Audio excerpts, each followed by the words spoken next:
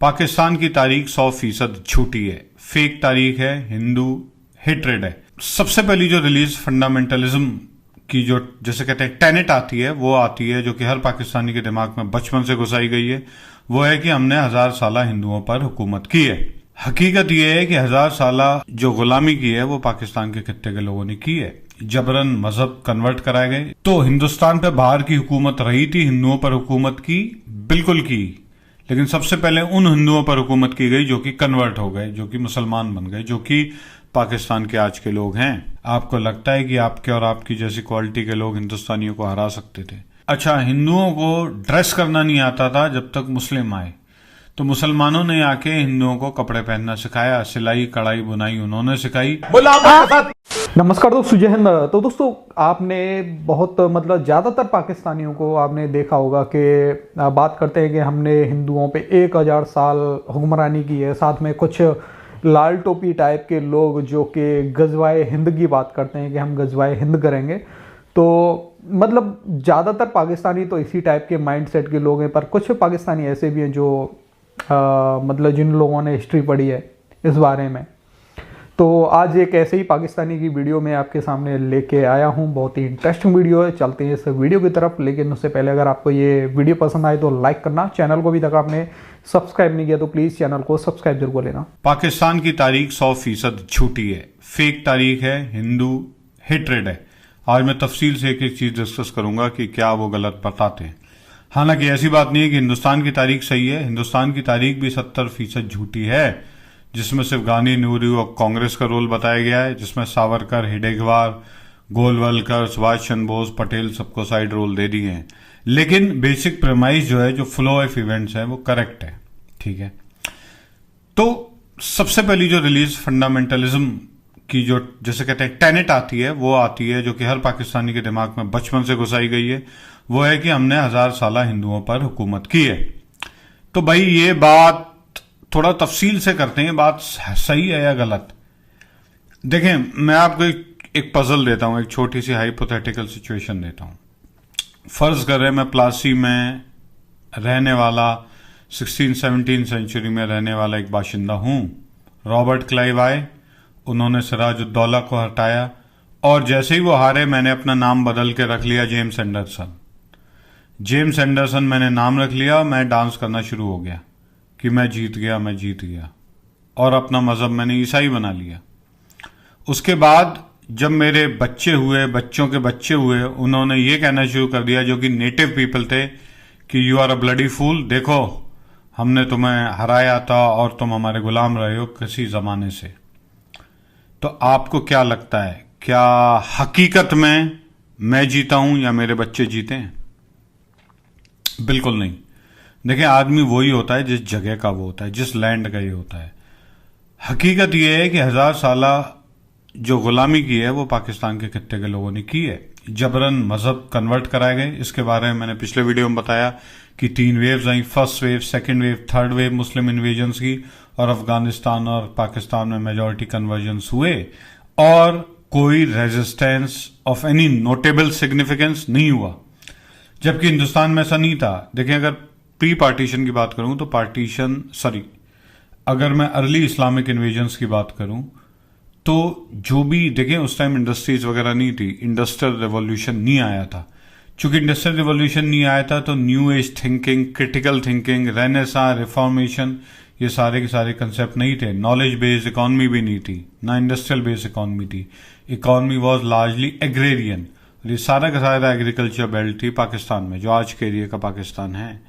तो यहाँ सबसे पहले लोगों के कन्वर्जन्स हुए, सबसे पहले मजहब चेंज हुए, और यहाँ के लोग मजहब चेंज करके पाकिस्तानी मजहब अपना बदल के साथ लड़ने वाली आर्मीज के साथ जाते थे, चाहे वो गौरी हो, चाहे गजनवी हो। तो उसके बाद नादिर शाह ने जब इनफैक्ट दिल्ली में अटैक किया तो उनके साथ आने वाली सारी की सारी फौज पाकिस्तान के एरिया के लोगों की थी। तो एसेंशियली आपने किया जो लोग आप पर अटैक करने आए, आप उन्हीं के साथ मिल गए। और ये सबसे बड़ा रीजन था जिसकी वजह से जो मेनलैंड इंडिया के जो राजास थे वो उन्हें नहीं हरा पाते थे, राइट। इस चीज को बाद में टेक्स्ट बुक ने, जो कि मुस्लिम स्कॉलर्स थे, उन्होंने चेंज किया। उन्होंने दिखाया कि कैसे बाबर 600 घुड़सवारों के साथ उसने फतेह कर ली, राइट। जबकि हकीकत ये थी कि उन्हें सपोर्ट मिलता था, रास्ते में लोग साथ होते थे, सबसे ज़्यादा रिसोर्सेज वाले लोग साथ होते थे, उसकी वजह से वो मेन लैंड पर हरा पाए। और उसके बावजूद, हारने के बावजूद हिंदुओं में रेजिस्टेंस बना रहा। महाराणा प्रताप का एग्जाम्पल ले लें, शिवाजी का एग्जाम्पल ले लें, और जो 1857 के दौरान जितने भी थे, लक्ष्मीबाई, तात्या टोपे, नाना साहब, सो ब्रिटेन और इससे पहले मुगल्स ने कांस्टेंट रेजिस्टेंस फेस किया है। ये रेजिस्टेंस पाकिस्तान और अफगानिस्तान के केस में जीरो था। ठीक है जी। तो आप ये कैसे कह सकते हैं कि आपने हुकूमत की? भाई आप कन्वर्ट किए थे, आप तो विलफुली आपने सबमिशन किया था, you were the conquered people. तो हिंदुस्तान पे बाहर की हुकूमत रही थी, हिंदुओं पर हुकूमत की, बिल्कुल की, लेकिन सबसे पहले उन हिंदुओं पर हुकूमत की गई जो कि कन्वर्ट हो गए, जो कि मुसलमान बन गए, जो कि पाकिस्तान के आज के लोग हैं। ठीक है जी। हिंदुस्तान में उनका मुकाबला नहीं कर सका। ऑफ कोर्स हिंदुस्तान में भी बहुत बड़ी दिक्कतें थी, ऐसा नहीं था कि हिंदुस्तान बिल्कुल पाक साफ था। कास्ट मुझे लगता है सबसे बड़ा रीजन था, जो 4 वर्णास हैं, it was the biggest reason कि हिंदूज में यूनिटी नहीं आ पाई। प्लस आपस में स्मॉल किंगडम्स थे, they were not united and that's the reason they lost. But still उन्होंने रेजिस्टेंस चालू रखा। हिंदुओं का यही मौकफ है कि कुछ हो गया, हमने जिल्लत सही, हम बर्बाद हुए, लेकिन हमने अपना मजहब नहीं छोड़ा। तो बात हकीकत है। तो ये कहना कि 1000 साला आपका रूल रहा था, ये बात टोटली गलत है। ये बेसिकली एक मिसकॉन्स्ट्रूड, एक गलत तरीके से बात की गई है। 1000 साल रूल आपके ऊपर रहा था, और जिनका भी रूल रहा था, तुर्कों का, मंगोल का, आपका नहीं रहा था। आपका रूल रहा था 1947 के बाद। 1947 के बाद जंगों में आपके क्या हाल हुए हैं तो आप समझ सकते हैं।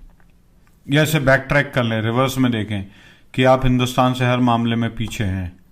4 जंगें हार चुके हैं, ईस्ट पाकिस्तान गंवा चुके हैं, कश्मीर का आप 1 इंच नहीं ले पाए। आपको लगता है कि आपके और आपकी जैसी क्वालिटी के लोग हिंदुस्तानियों को हरा सकते थे? तो ये झूठा डॉक्ट्रिन पढ़ाया गया। ठीक है जी। जो दूसरा डॉक्ट्रिन जो पढ़ाया गया, वो पढ़ाया गया कुरान का एक उन्होंने लिया, गज़वा-ए हिंद का फौज, जिसमें कहा गया था कि मुसलमान जंगजुओं की फौजें कूच करेंगी हिंदुस्तान की तरफ और वहां के राजाओं को बेड़ियों में जकड़ेंगी, और फिर वही फोर्सेस मूव करेंगी शाम की तरफ, और वहां जाके इस्लाम का बूटा गाड़ देंगी। शाम जो कि प्रेजेंट डे इज़राइल है। तो बेसिकली जो यहूद हनूद जो आपको साजिश दिखाई देती है वो यही थी। ये आपने बेसिस बनाया, राइट। तो आप एक फॉल्स सुपीरियरिटी में जी रहे थे, आपको ये लग रहा था कि हम हिंदुओं से बेटर हैं। अब देखिए, मैं इसमें कंपैरिजन नहीं करूंगा, हकीकत आपके सामने है। कहते हैं ना, हाथ कंगन को आरसी क्या, पढ़े लिखे को फारसी क्या। तो आज आप देख लें कौन किससे बेटर है, राइट। किसी चीज में देख लें, आप किसी फील्ड में देख लें, इकॉनमी में देख लें, जंग में देख लें, मिलिट्री में देख लें, टेक एनी फैसेट। क्रिकेट में शायद अच्छे होते थे, but now it's a thing of the past, right. तो ये पढ़ाया गया। अच्छा, रिलीजियस बुक्स में क्या पढ़ाया गया? सॉरी, ये जो बच्चों की तारीख की बुक है, उसमें हिंदुओं के बारे में क्या हेट्रेड सिखाते हैं, क्या गलत तरीके से तारीख पढ़ाते हैं। मैंने बहुत सी यूट्यूब वीडियोस देखे हैं इसके ऊपर, लेकिन किसी ने भी तफसील से डिस्कस नहीं किया इन डेप्थ जाके। तो आज देखते हैं कि क्या गलत चीजें पढ़ाई जाती हैं। तो भाई मेरे सामने किताबें खुली हुई हैं, इसमें सारा मैंने कंपाइल किया है कि किस जमात के बच्चे को क्या सिखाया जा रहा है। अच्छा, चौथी जमात जब तारीख का इंट्रोडक्शन दिखाते हैं तो उसमें 2 इमेजेस दिखाई देती हैं। एक टीका लगाए हिंदू, जिसे लगाए बनिया, तो धोखेबाज जालसाज आदमी में आपने बेसिकली एक आदमी जो तराजू लिए हुए है, राइट। तो नीचे बनिया लिखा हुआ है, तो बेसिकली जो बनिए हैं वो धोखेबाज हैं। एक लगाए हुए तिलक लगाए हुए हैं, जो कि बेसिकली इंडियन पंडित्स को सिग्निफाई करता है। इन्हें आपने दिखाया गया है चोर। अच्छा, सरदार का फोटो है, सरदार के फोटो में आपने दिखाया गया जालिम। तो यानी बनिया चोर है, पंडित जो हैं, बनिया फ्रॉड है, पंडित चोर है, और सरदार जालिम है। तो ये आपने बेसिकली बचपन में ही इंप्रेशन दे दी, राइट। फिर पढ़ाया जाता है, जब बच्चे में थोड़ी अकल आती है, 8वीं जमात से असली जहर घोलना चालू कर जाता है। हिंदू काफिर है, कुफ्र जिसे कहते हैं, कुफ्र है, आइडल वर्शिप हैं, वर्शिपर्स हैं, बुत परस्ती करते हैं। तो बुत परस्ती को इस्लाम में बहुत खराब समझा जाता है। अच्छा, पुराने जो हिंदू थे अपनी बेटियों को मारते थे, मिसट्रीटमेंट करते थे, जबकि इस्लाम में तो औरतों की सारे के सारे राइट्स आप देख सकते हैं, कितनी फ्री औरतें, राइट। और हिंदू अपनी छोटी बच्चियों को मारते थे, उनको बहुत ज्यादा मिसट्रीटमेंट करते थे, क्रूअल थे और मुसलमानों को नफरत करते थे। चलें जी आगे चलें। अच्छा, हिंदुओं को ड्रेस करना नहीं आता था जब तक मुस्लिम आए, तो मुसलमानों ने आके हिंदुओं को कपड़े पहनना सिखाया, सिलाई कढ़ाई बुनाई उन्होंने सिखाई, स्टिचिंग उन्होंने सिखाई, राइट। अच्छा, हिंदुज्म जो है वो इनकरेक्ट है, तो बहुत सारी चीजें इनकरेक्ट हैं। अच्छा, जो है मुसलमानों ने हिंदुओं को इंडिपेंडेंस मूवमेंट में मदद की, लेकिन हिंदुओं ने हमेशा धोखा दिया।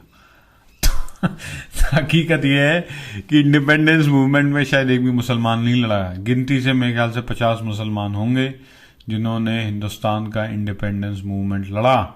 तो दोस्तों आपने ये वीडियो देखा, इसमें सबसे ज़्यादा मुझे जो मज़े की बात लगी कि हिंदुओं को कपड़ा पहनना नहीं आता था, और मुस्लिमों ने यहाँ पे कपड़े आके पहनना, मतलब कपड़ा पहनना सिखाया, कपड़ा सिलना सिखाया।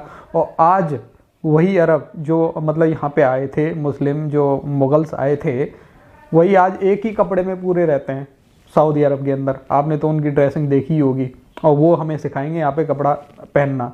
और बाकी ये है कि देखो कपड़े बनते हैं, खेती करेंगे उससे कपास उगेगी, या मतलब और भी जो सोर्स होते हैं वो खेती के जरिए ही आते हैं कपड़े के। तो वो अरब में तो यार खेती का तो कोई नामो निशान ही नहीं है, वहाँ पे पूरा रेगिस्तान ही रेगिस्तान है। मतलब उससे पहले इनका कहना ये है कि हिंदूज यहाँ पे पत्ते बांध के रहते थे, इनके हिसाब से पाकिस्तानी हो। बाकी दोस्तों आपका क्या कहना है, अपनी राय कमेंट में जरूर देना। वीडियो पसंद आई हो तो लाइक कर देना। फिर मिलते हैं किसी नेक्स्ट वीडियो में, तब तक के लिए जय हिंद, जय भारत।